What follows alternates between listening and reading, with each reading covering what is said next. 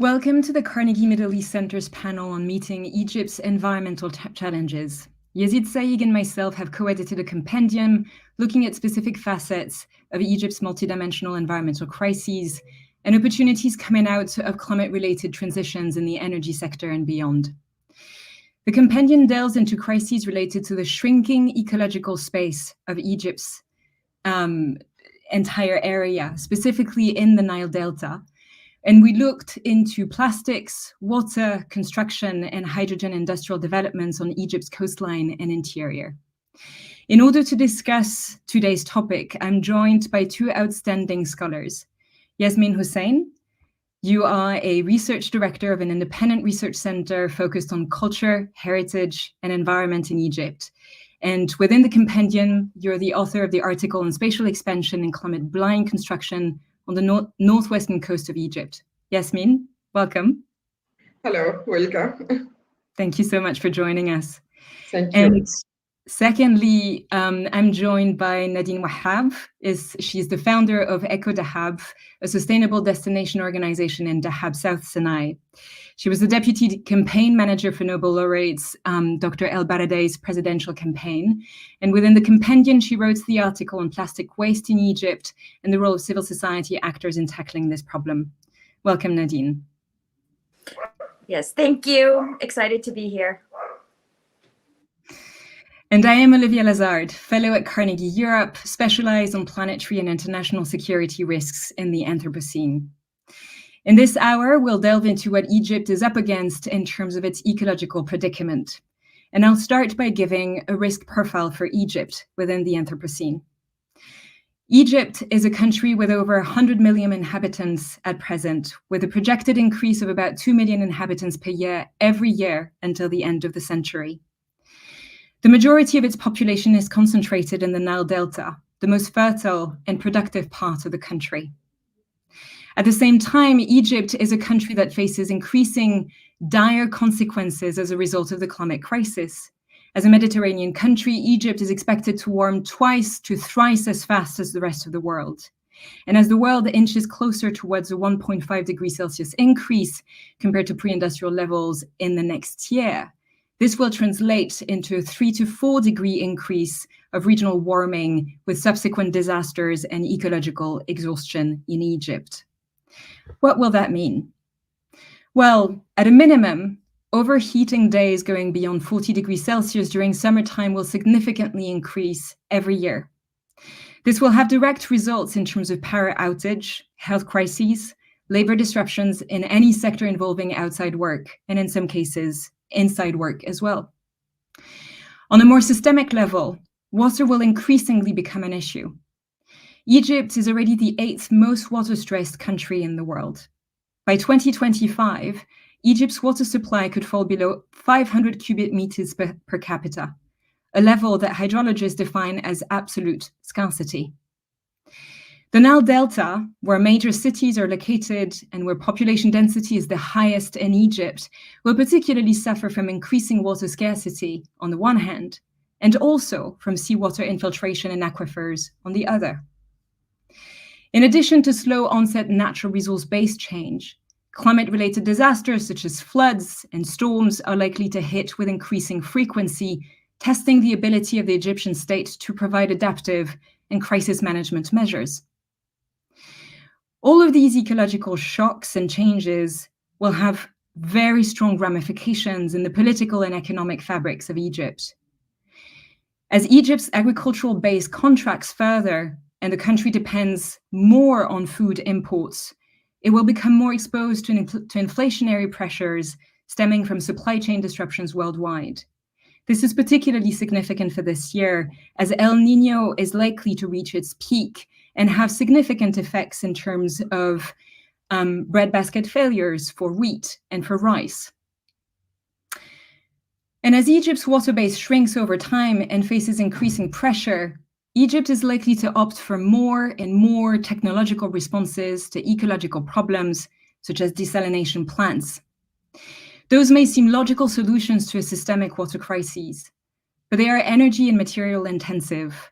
They also produce ecological waste that tend to provoke atrophy in coastal waters, having further impact on marine populations and marine ability to absorb carbon dioxide. In other words, the more technological solutions are opted for without proper consideration for ecological solutions, the more Egypt faces an acceleration of the shrinking effect of its natural resource base. And the more this vicious cycle takes hold, the more Egypt faces risks in terms of its balance of trade, which makes it particularly vulnerable to foreign direct investments, which themselves evade stringent adaptation-related conditions coming from outside of the country. And what's on the other side of such a cycle is systemic maladaptation, which eventually widens trust gaps between states and their population, not just in Egypt, but everywhere around the world. And those maladaptation risks dampen the ability of a national economy to navigate climate change over time. The territorial, political, and societal fragmentation that results from this may very well produce violence, fossil lock-ins, migration, and predicaments that overflow the national and international ability to respond to fundamental changes in geography, economics, and governance. This is a rather grim picture that I'm painting. That's because Egypt's responses to the challenges that are currently in the making is to actually double down on business as usual, without fully apprehending that what is at stake is the very foundation of Egypt's economy, stability, and credible sovereignty. Egyptian stakeholders adopt political, economic, and social reflexes that double down essentially on the anthropogenic drivers that bake in insecurity into governance, societal, and economic fabrics, and that contribute to undermine the very base upon which Egypt stands. This is what the compendium that Yazid Said and myself have co-edited is about. And this is why we're convening this panel today with my esteemed colleagues Nadine and Yasmine to look into the various types of multidimensional ecological crises that the country is up against. And following this rather grim presentation, I'd like to hand the floor to Yasmine, who wrote a brilliant article about spatial expansion and construction issues in the northwestern coast of Egypt, and looking at some of the fundamental implications regarding inequity, regarding foreign direct investment, and therefore economic stability and societal stability going forward for Egypt. Yasmine, thank you. Thank you, Olivia. The article main question is about the problem of the north coast, northwestern coast in Egypt that stretch from the Libyan border to Alexandria. So this part of the north coast has a very big problems, environmental problems, of course, and the impact of climate change. The problem is not only about the problem of climate change, natural causes, but also the maladaptation and the or bad environmental management. Northwestern coast is heavily exposed to the consequence of global warming, and it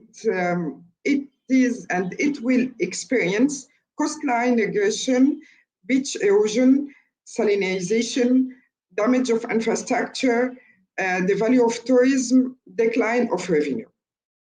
In the meantime, this part is in the plan of Egypt to displace or to people to go, because the population of Egypt is in growth, in continuing growth.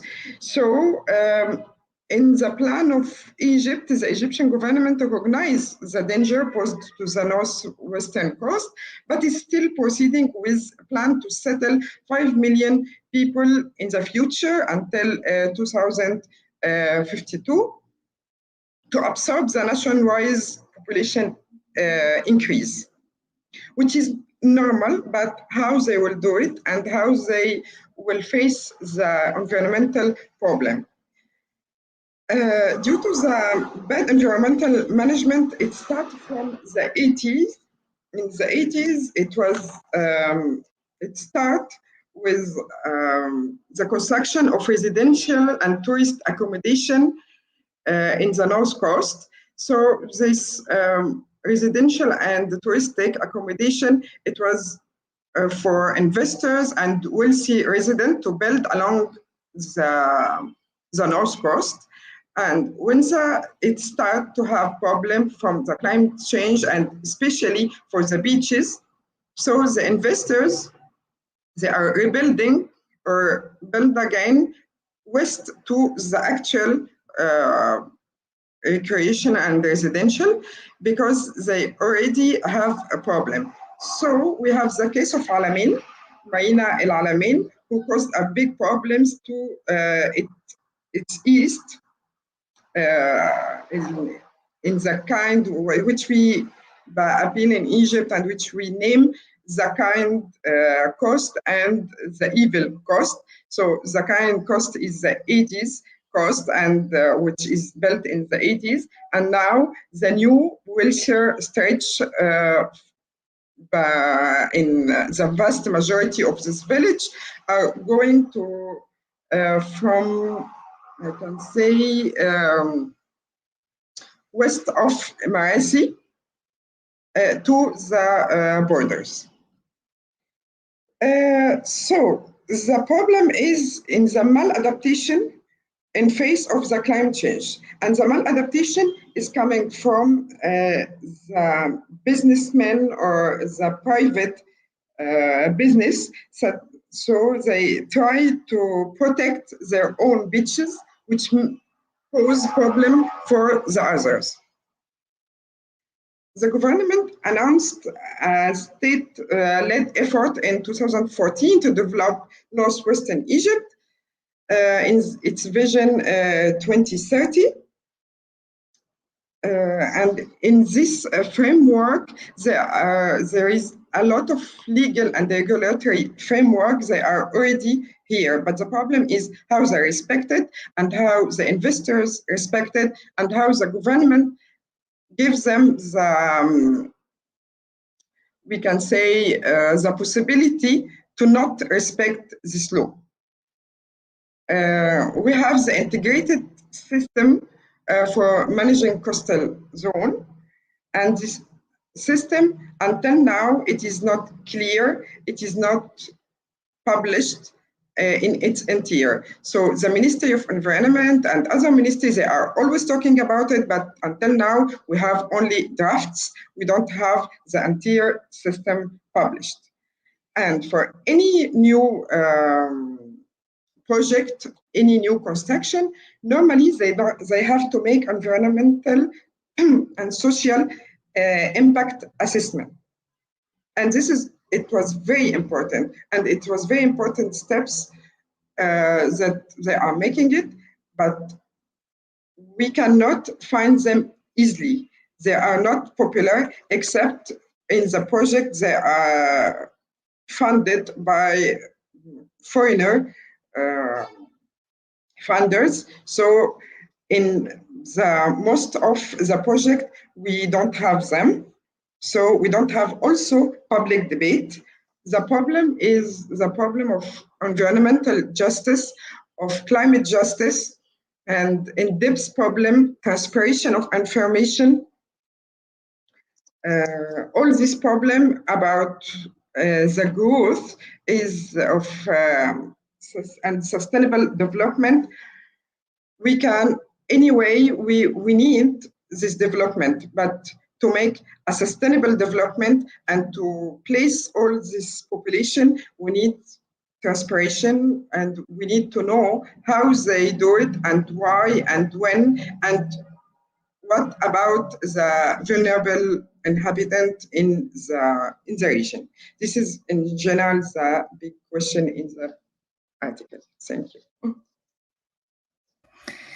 Thank you so much, Yasmine. It's quite an interesting thing to see how essentially a number of different investments today reflect risks that are being baked in around future inequity. And this is not just something that Egypt is concerned with. It's a general problem in a number of different countries that are more macroeconomically vulnerable and that have less access essentially to climate justice and climate funds, that there is essentially this vicious cycle which is being created, where there is a doubling down on the very same drivers that provoke ecological exhaustion, and which over time create a lot more social fragmentation. The particularity that I find very striking in your article is that we see a very, very strong trend, which you just mentioned when you said, for example, that business people try to sort of protect their own beaches and their own area. So we're essentially seeing a very strong trend towards privatization of natural areas, or in that case, coastal zones, at a moment when, in fact, there is a very strong urgency, which is not necessarily recognized around public good and having strategies that will essentially benefit the many as opposed to the few. And obviously, this is something, Nadine, that you partly touch on from a different perspective as well when it comes to the plastics issue in Egypt, where there is a very strong business model behind the production and consumption of plastics in the country. Again, not just in Egypt, it concerns a number of different countries around the world.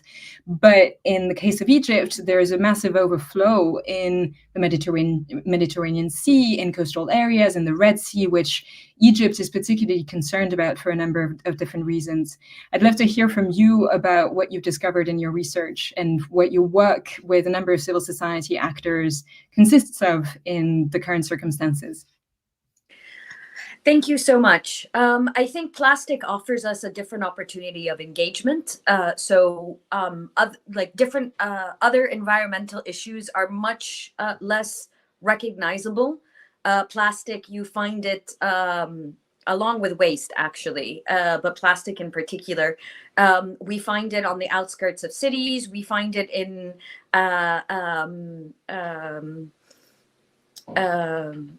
wealthy neighborhoods. You find it in more impoverished neighborhoods.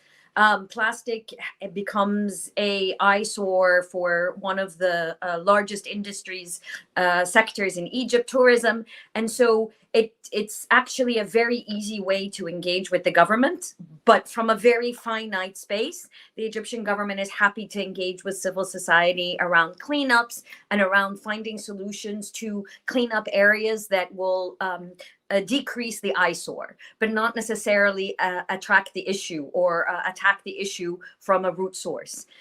One of the major concerns globally when we talk about plastics is that a lot of the focus has been on recycling, which is the end of life, what happens and how we create the circularity.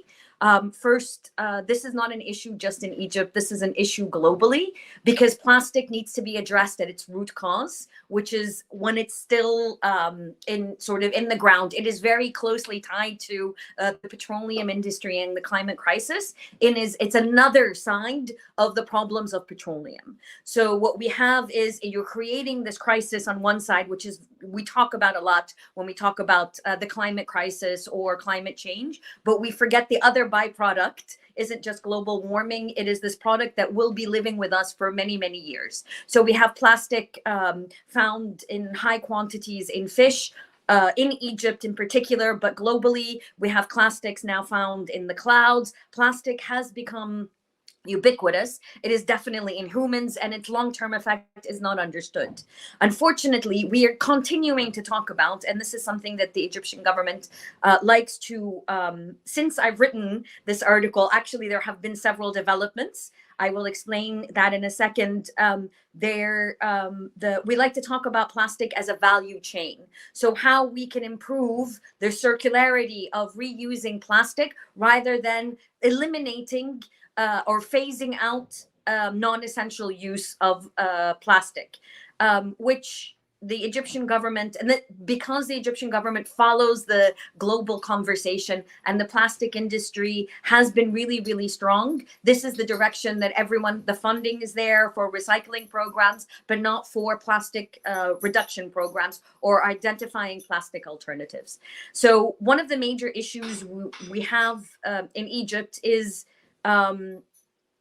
one of the great benefits of working on this issue in Egypt is the UNEP has started working around a treaty, which is currently in negotiations, called the Global Plastics Pollutions Treaty. And we're in INC3. We just finished negotiating INC3. And there's a lot of civil society. African civil society is taking the lead, and Egypt is one of the strongest governments in the negotiation. So Egyptian civil society has been able to engage with the Egyptian government around this issue. There's a lot of engagement because they need the support of subject matter experts, what are not instituted in the government, but outside. So that gives us a lot of space to engage in this issue.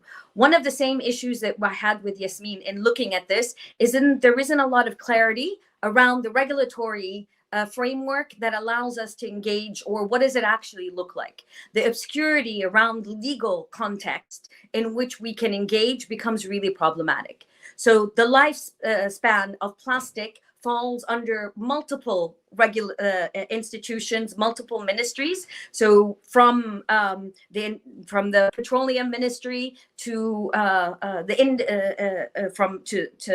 Ministry of Industry to the Ministry of Economic Development, and then the Environmental Ministry. Under those, there are multiple bureaus and authorities that regulate plastic in different ways. Unfortunately, which is actually an opportunity, there isn't a deep understanding of the overlap or the gaps between these different authorities and how they can look at this and how we can limit plastic from its inception to its waste. So we are focused mainly, or Egypt has been focused. You hear a lot about the waste pickers. We hear a lot about, within the context of social justice, how do we deal with the tail end of plastic. There is another issue, is that plastic producers, whether in the black economy, in the gray economy, or in the established economy, established practice producers, how are we going to shift them? What has been interesting recently is Egypt has been able to see that maybe as the global shifts to needing non-virgin plastic, as the markets shift globally, they need to lead on finding these alternatives, finding reuse alternatives. So we're able to interject these conversations, and younger civil society, because they have been working on this for multiple years, this is the most salient of the environmental issues in Egypt, are able to engage in a much more innovative way than the sort of attack or adversarial relationship most civil society seems to set up with the Egyptian government. So there is a great opportunity to engage around plastic and then build that into other environmental issues. At COP27, I know we'll touch on that again a little later, but it was one of the ways we were able to have pull together over 32 organizations around a plastic-free booth, and fully refurbished, made from refurbished wood, upcycled, non-virgin plastic booth. When that was presented to the Egyptian government, they worked with us to be able to find a way for us to be able to engage in COP27 in the green zone. And after our entry into the green zone, we were able to engage with the support of the Egyptian government in the blue zone. This wasn't something that was planned or engaged in a direct way prior to COP27. In fact, most ministries and most government officials were not that engaging with us prior to COP27. But when you're present and there and able to speak from a on the ground perspective, then they were more than happy to work with us. So the issue around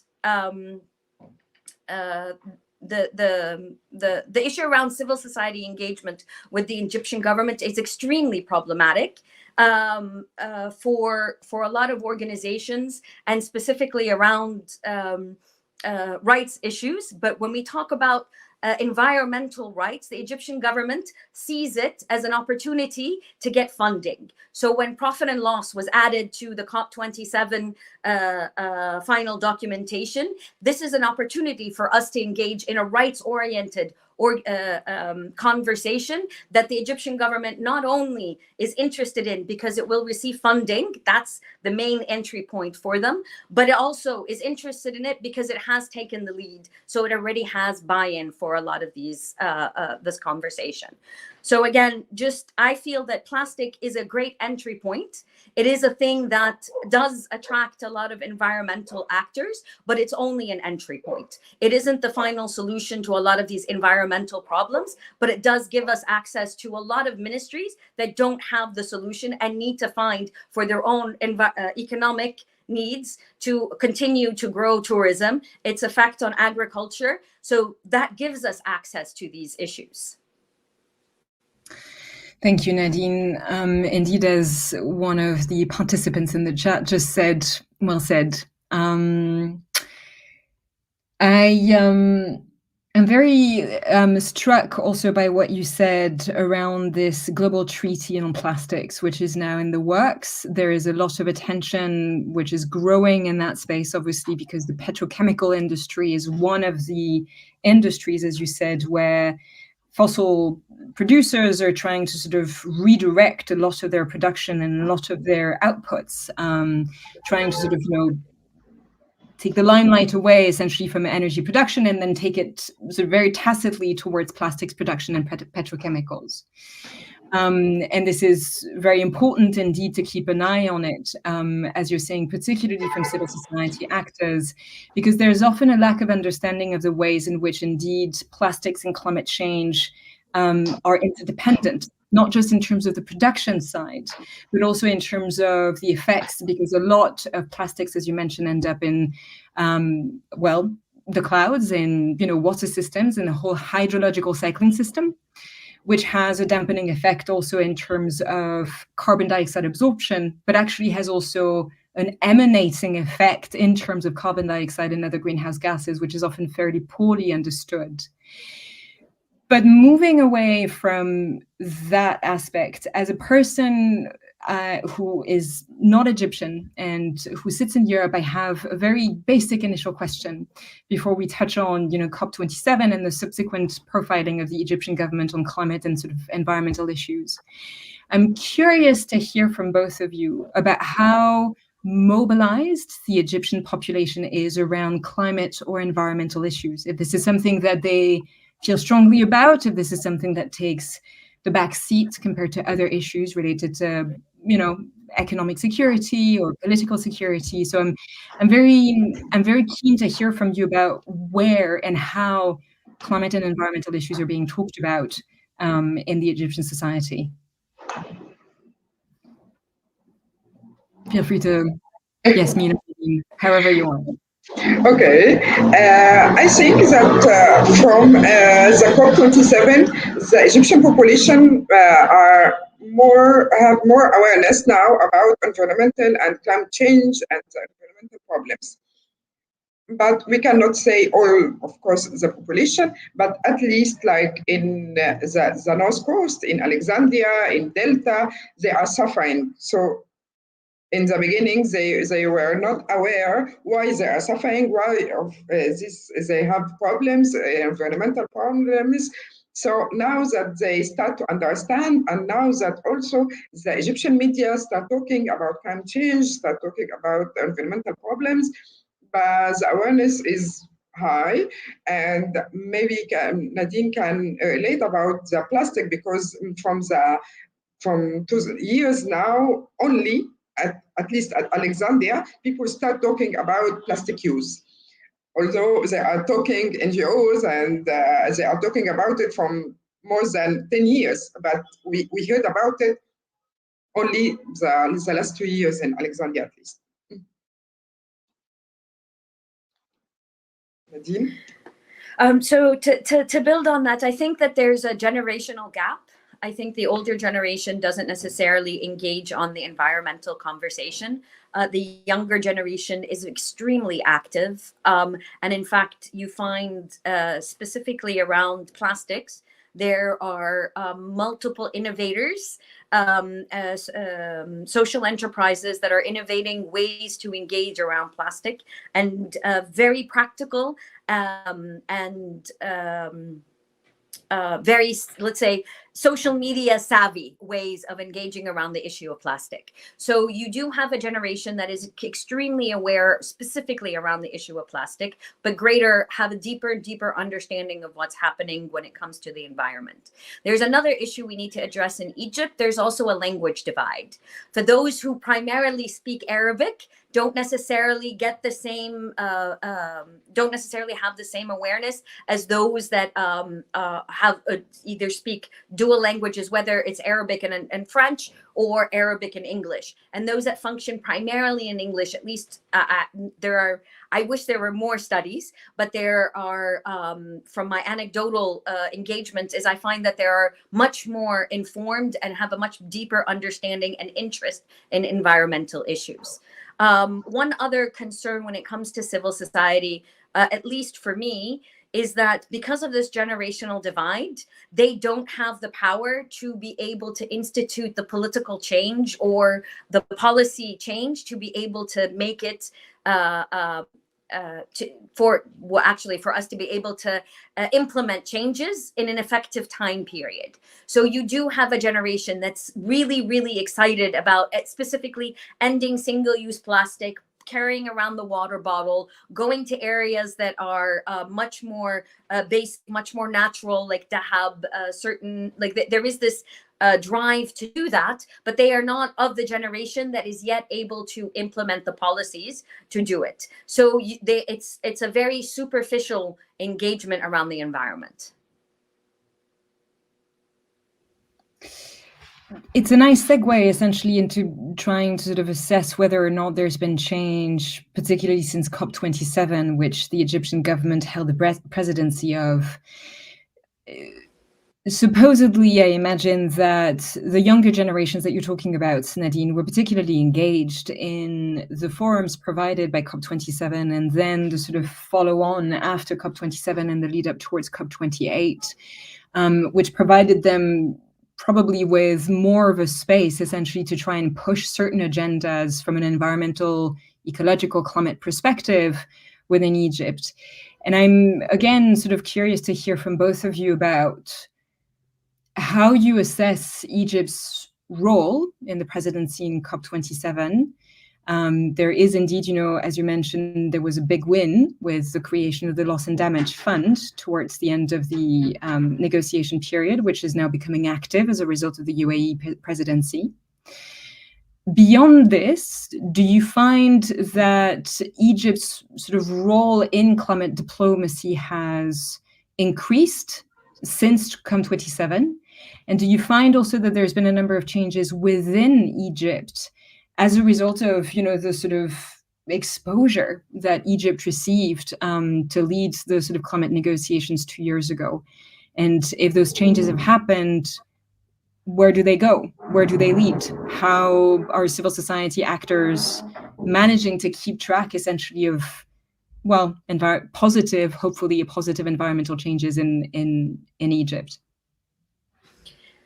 I'd like to sort of switch your your question over, Olivia. I think that there's a huge issue with COP20, the COP sort of structure of engagement in countries that are underdeveloped. I think what COP brought was a lot of funding and no mechanism or requirements to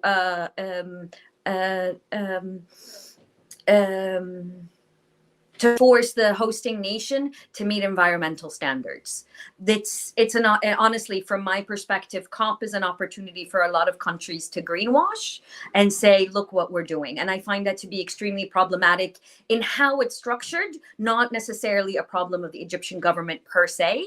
I think that we need to look at that. So taking from that, you had millions, I don't know the total number that was invested because it comes in multiple different ways in development funding of Sharm el-Sheikh, in different environmental funding, in sustainable projects across the region, in biodiversity projects from the UNDP. So there's lots of different pockets of funding in the lead up to COP. And honestly, from my perspective, the way those funds were managed and engaged by the funding agencies within Egypt are extremely problematic, because they're looking at presenting a show that we are moving and helping local countries, local economies shift to a green economy, and that isn't happening without any oversight. So you're literally funding money into a system that cannot absorb it the way it's required for it to become sustainable, or to build sustainably, or follow sort of any kind of green minimum standard of sustainable building or sustainable development. Another issue is, with this amount of money, you squeeze out a lot of the actors that have been working on the ground for many, many years. The reason we got 32 actors into one booth, rather than each of the 32 who really did deserve single booths to do their work. Specifically, some of the initiatives were 3 of the top initiatives in Egypt: Benlastic, Very Nile, working around plastic, and Greenish, should have each been given their own booth. We were forced all to come together, and we were glad to do it because it allowed us to hold each other up and negotiate and work together. But one of the main issues is that we were literally squeezed out by this funding. So one of my main concerns coming out of COP and moving forward is it will be very difficult to measure, because the matrix in which we're measuring is how much funding comes in and how much funding is spent on green. And there is no environmental, at least from my perspective, positive environmental impact coming out of COP, unfortunately. Yasmine, would you agree? I'll take the opportunity of this question to actually add one that Mohammed Awad wrote in the chat specifically for you, where he asks whether or not the sort of North Coast development or environmental issue should be an exclusively Egyptian government, or whether or not it should be also sort of dealt from a Mediterranean perspective, which surely there's, or maybe supposedly there would have been some conversations about this since COP27. So if you can address both questions at once, that'd be great. Okay, so I agree with Nadine, and I just want to add that but in Egypt, inside, the COP27 also helps initiatives, helps startups, help young projects to grow and to come to the light, and especially for the awareness for the population. So this is the very important impact for the population, for the people that didn't know anything about climate change or environment to know about it, to talk about it, to discuss it, to debate. And in Arabic language, because of the media, the Egyptian media and the Arabic media, because it was only a theme or a subject for English or French speaking and education in Egypt. So now that it is a very important topic that everyone can talk about it, this is one of the success of COP27 inside Egypt. So for the question of Mohammed Awad about the North Coast is an Egyptian environmental issue, or it should be handled as a Mediterranean issue. Of course, any environmental problem is not a local problem. It will impact all the Mediterranean, and the Mediterranean impacts the North Coast of Egypt. So it should be handled as a Mediterranean issue, of course, with Egypt inside, because Egypt government, it will be the entities that will work with the Mediterranean countries to solve the problem, to have the adaptation problem. And we have already an international protocol on integrated coastal zone management for the Mediterranean. So, and Egypt are working with them, but it is not part of it. But the EU committee this year in the COP of 28 they are committed to pledge €1 million to establish Blue Mediterranean Partnership to catalyze sustainable blue economy investments in Egypt, Jordan, and Morocco. So yes, it is a Mediterranean issue, and it has to be solved as a Mediterranean issue with the partnership of the North Mediterranean, for sure. I think if you allow me, Yasmine, I'd like to add also some comments on that from my own perspective, especially around the blue economy. I do agree with you that the problems that you describe in your article should be tackled not just from a national perspective, but indeed from a regional sort of coastal perspective in the Mediterranean. For different reasons. The first one is the Mediterranean Sea is one of the most rapidly affected by climate change, with really devastating effects on fisheries and on a number of different sort of economies that are reliant on this sort of civilizational basin.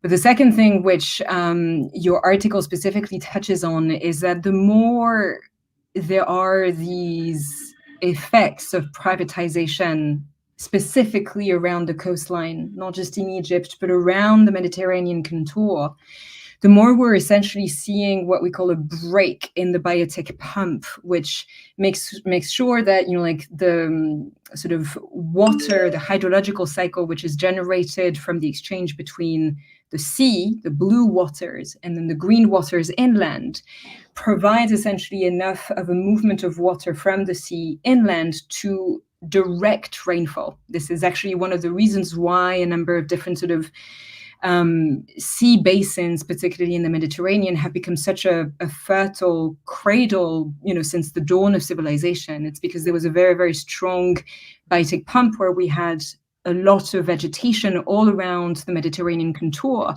And that allowed essentially rainfall to move inwards within the Iberian Peninsula, within the Italy, Greece, Tunisia, Egypt, etc., etc.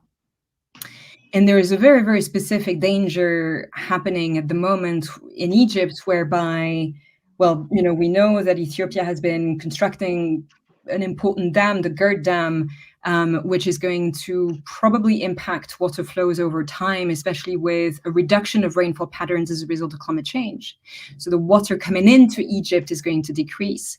But the more Egypt doubles down essentially on the construction of a number of different constructions or tourism resorts, or sort of, as you were saying, sort of wealth-oriented developments, the more it's also likely to actually mess even more with the distribution of rainfall patterns coming in from the Mediterranean Sea and then being directed inland within Egypt or in other regions of the sort of North African region.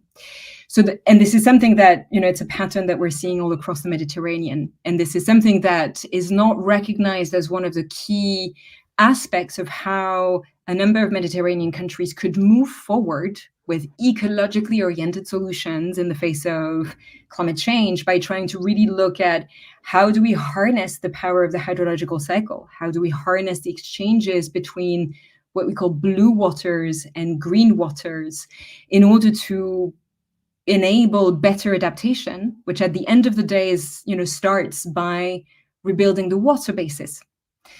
And in the opposite, on the contrary, we're essentially collectively doubling down on the water, decrease aquifer levels, and over time essentially sort of constrict the space in which growing populations can actually live, including in the Mediterranean region. So this is something that I find is a very pertinent point that Mohammed Awad just brought up, and that you brought up, because if COP circumstances or forums, which are very much oriented towards dealing with greenhouse gases, don't necessarily provide also literacy beyond, funding, as you were saying, Nadine, but also literacy over what is adaptation. Not just context-specific adaptation, but how do we work with ecological solutions to essentially make sure that complex civilizations can keep on surviving and thriving, then there is very little chance essentially to sort of orient cross-cultural learnings or cross-country learning or cross-societal learning, which will enable proper adaptation. For now, there is essentially just more and more of a conversation of economy against ecology. And in the middle of it, there is very much of this, reflex to adopt technologically oriented solutions, which would actually accelerate the vicious cycles over time. There needs to be some balance between ecology and technology. Nadine, I see you want to respond. Yeah, actually, I want to add on, one of the biggest issues is that adaptation in the global north and the west is focused on a local level. So New York it's very different adaptation than, Texas, than lots of different areas. So from a global perspective, mitigation has been the focus of the conversation. In Egypt, we call it greening. I actually hate the word greening, and this is why I like to call it the blue economy. The problem with the green economy, which is what we end up talking about rather than a circular economy specifically around plastic and the environment in general, is that our environment is not green, it's brown. And we're very unhappy that it's brown and would like to mimic a green economy. And that mimicry has probably very, very different, different sources. For example, where are the funding streams coming from? They're coming from the needs of the global north implemented on the global south. The other issue is that we don't have a local understanding of what the problem is. There isn't the research and development locally to really understand. We don't know what adaptation could look like for us. We know what it could look like for other global areas, but not for us. So when you say something like, we don't utilize or take the opportunities to do X, Y, Z, we can't even begin to have that conversation because we don't understand what it actually looks like on the ground. From a plastics perspective, I'm just going to say most of the numbers, even in my research, most of the numbers on the ground are estimates from models that come from different models. So we're building on numbers that aren't even based on local research. We haven't been able to actually identify how much plastic is happening. We're doing that now because some of the researchers some of the younger generation is really interested in this and are coming back and saying, okay, I don't know how to solve a problem where I don't know what the problem actually looks like. I know what the problem looks like from a global perspective. And that's the same thing with COP, because we keep looking at mitigation, and adaptation funding does not come from a national perspective in a lot of the global north. And so we don't have adaptation funding. We don't even know where the main problems are and how we can even look at it. So when we start having conversations around adaptation, you end up with a blank, literally. And honestly, problems with mitigation aren't our issue. We aren't one of the global producers of carbon dioxide. We aren't the top. And therefore, no matter how much work we have, we aren't going to solve that problem. So on either end, we are also recipients of the conversation, of the funding, and of solutions that do not fit us locally. So that's one of the major issues. If I can add something, I agree with Nadine, and actually, the problem, the responsibilities of problem from the beginning, it was not us. So we are in the front line of the problem of climate change, but it is not the South who were the cause of climate change. This is the first. Second, so if we need to have solution, our local solution for adaptation, and so we need information, scientific information, and we don't have this scientific information to adapt our solution, to find our own solution.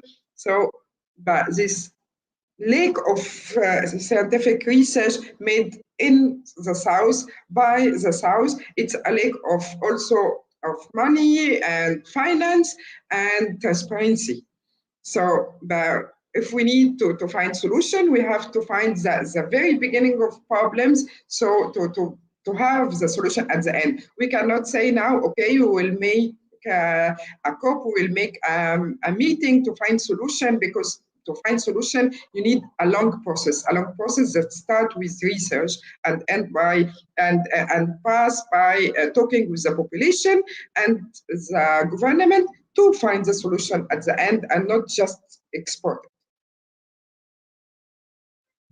Sorry, I'm gonna jump in again just quickly. I think it's also very important for us when we're talking about how we need to find solutions. I think there are global solutions that are going to be found. For example, in Egypt, some of the solutions to the plastic problem could come from countries that were later to develop, because we still have in the living memory of a lot of the individuals when you got the Coke bottle, drank it, and then turned it in again. This was something that I and like Generation X in the US, we grew up with it. In the States, we didn't have that when I was there. So there is an opportunity to shift to different models. Unfortunately, the global economy impacts us. And so that is the issue with a lot of environment. So not only is it the effect, for example, on across the Mediterranean, but the interaction and the interconnectedness of the global economy and how it affects Egypt is one of the major issues when dealing with a lot of this, because you're not just fighting a local businessman. If it was just, you know what I mean, like a local fast-moving goods producer, I could practically take on that company and have an opportunity to win, because the power dynamic is a little more equal. The biggest polluters in Egypt are global, like Coca-Cola, like Nestle. And so when we're dealing with that power dynamic and the regions that could have the greatest impact, have, for example, in plastic, have much higher recycling patterns, don't have the desperate effect on the poorer communities that are literally drowning in plastic. I mean, some of the Nile distributaries are actually drowning in plastic.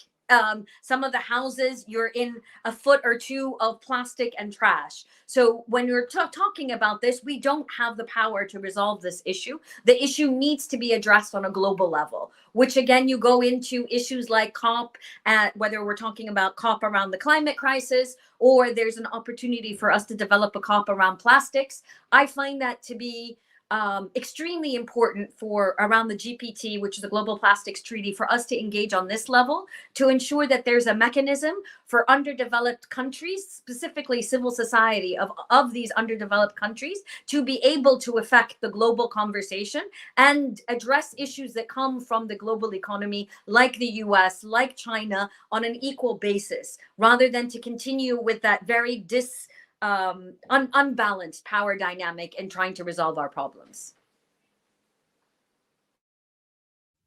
Thank you for bringing in this layer of complexity.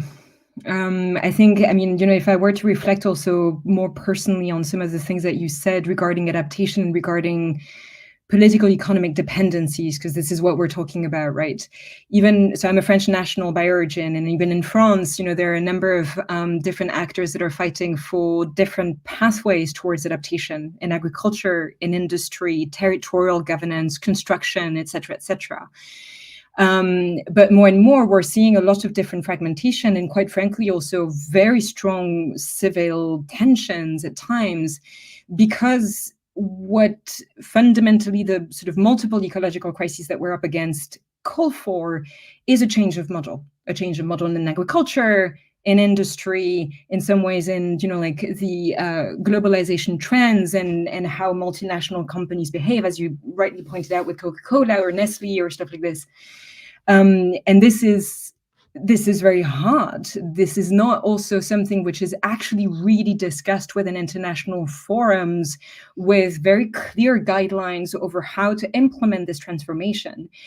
It's up to essentially each and every country within their national determined contributions to sort of say, well, you know, we're going to reduce, you know, such emissions in that sector or this sector, but without actually really taking the chance for fundamental transformation that helps to not just reduce greenhouse gases, but actually transform the way in which we deal with very complex ecological, you know, fabrics and sort of fluxes. And this is indeed the worry that I have for this entire sort of Mediterranean region writ large. because it's not just, like some of the power dynamics that you just mentioned, Nadine, in terms of how a country like Egypt, which is more fragile or more brittle from a macroeconomic perspective, deals with the wealth that certain multinational companies can bring in, and therefore the environmental externalities that they bring with them. It's also, by now, we're seeing this problem of a reduced ecological base at a global level, which is also leading and sort of intertwining with very strong geopolitical shifts. I remember, for example, in the wake of the start of the war in Ukraine, President Macron or France and Egypt, started discussing how to increase wheat production, including in Egypt. But increasing wheat production in Egypt would be very water intensive and would have tremendously negative impacts on Egyptian populations. And this type of, sort of so-called adaptation mechanism from a global perspective, which produces a lot of negative externalities on countries which are in demand of more economic productivity and economic activity, is likely to have very fundamentally disruptive impacts for the climate crisis, but also for the stability of a number of different countries, regions, and over time, the international system. So we're seeing essentially that, this doubling down effect on business as usual. Us talking about Egypt in that way is just a reflection of a much more global problem in terms of how the climate, the plastics, the biodiversity, the soil, the water, the multiple ecological crises that we're facing still currently find very little in the way of systemic transformations that are inserted within economic logics, within changes of power dynamics. And we're slowly coming to the end of the panel, but one of the key questions that will remain is essentially, we're seeing that there is more and more civil society actors in Egypt being mobilized on environmental issues, but indeed facing very strong political economic blocks that for the moment don't really have any interest in moving their revenue streams and the way in which they do business as usual. And this is probably going to be something that needs further discussion over how to engage essentially sort of strategies that help Egypt to transform its economy, and therefore also its sort of risk profile, the risk profile that I was talking about at the beginning of our session.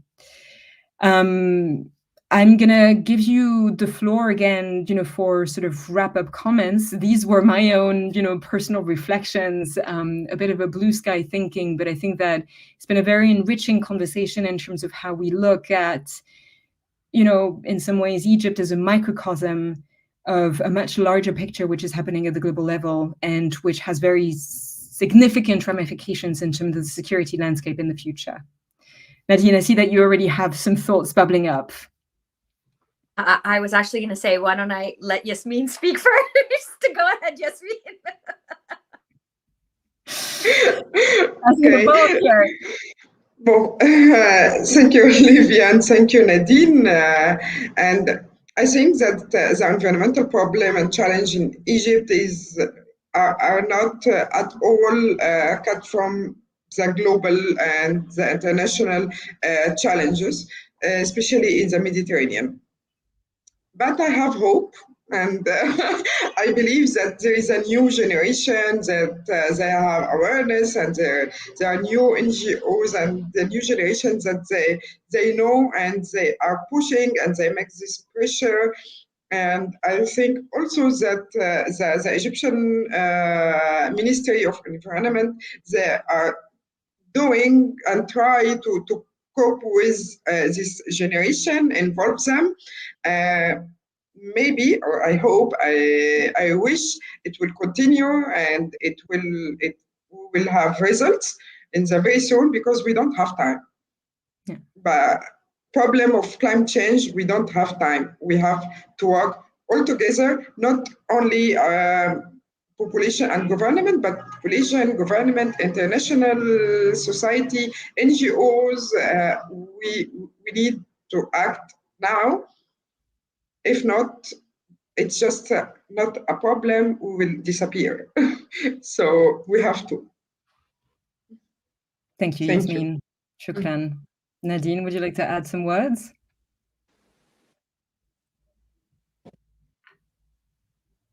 Yes, just quickly, I'm gonna give you a hopeful sort of ending anecdote. So I actually focus on a very local response to plastics. I work in the city of Dahab, and I actually have found that if you focus locally, there is much greater engagement with the Egyptian government. The Egyptian City Council is looking for solutions to problems that they are underfunded to be able to provide solutions for. They don't have the expertise. And so as we move away from globalization on an economic model, I think we also need to move away from globalization on the solutions of the problems coming from globalization.